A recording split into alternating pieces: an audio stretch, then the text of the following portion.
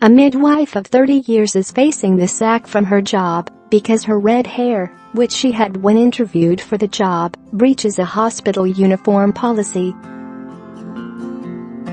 Donna Crichton, 53, could face dismissal after she was told her dyed hair went against a new policy at United Lincolnshire Hospitals Trust.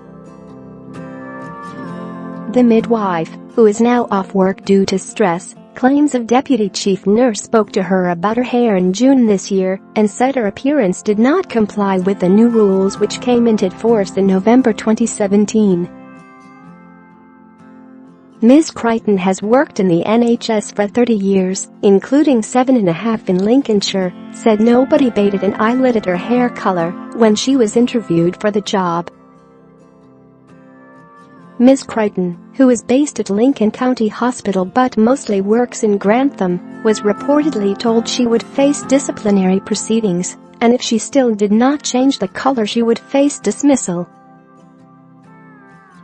She raised a staff grievance after seeking advice from the Royal College of Midwives, but her argument was rejected, and she is now awaiting outcome of an appeal against the decision. Ms. Crichton said, "I was absolutely gobsmacked.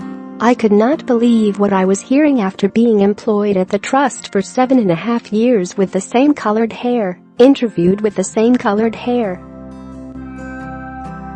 Share this article. Share I could not actually comprehend that I had been pulled out of a lecture I was attending to be spoken to by the deputy chief nurse about the color of my hair. How could that be happening in 2018, when we live in a diverse, accepting society? It's such a trivial matter, but it's not. One day I'm a professional, and the next day I'm no longer a professional because of the color of my hair." She added, "I was devastated. I could not breathe. I was having panic attacks. I'm depressed because I have been prevented from doing the job I absolutely adore." Another hospital employee said that the uniform policy was madness, while David Kerwin, operational manager for the Royal College of Nursing, told the BBC it was incredulous that a trust which has over 250 vacancies saw this issue as a priority. The trust, which faces an £80 million deficit, remains in special measures despite some improvements, and hospital wards are understaffed. Bosses have recently hired 3 management consultants to advise it at a cost of £700,000. Angry unions have defended Ms. Crichton and attacked the failing trust for ignoring patient safety issues which are some of the worst in the country.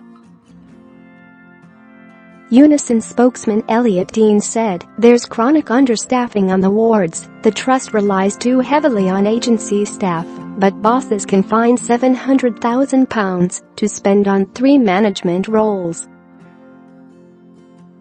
ULHT should be actively supporting our members to overcome the issues identified in the last Care Quality Commission report." Martin Rayson, Human Resources Manager at the Trust, told The Telegraph, "Unfortunately, we cannot comment on specific cases.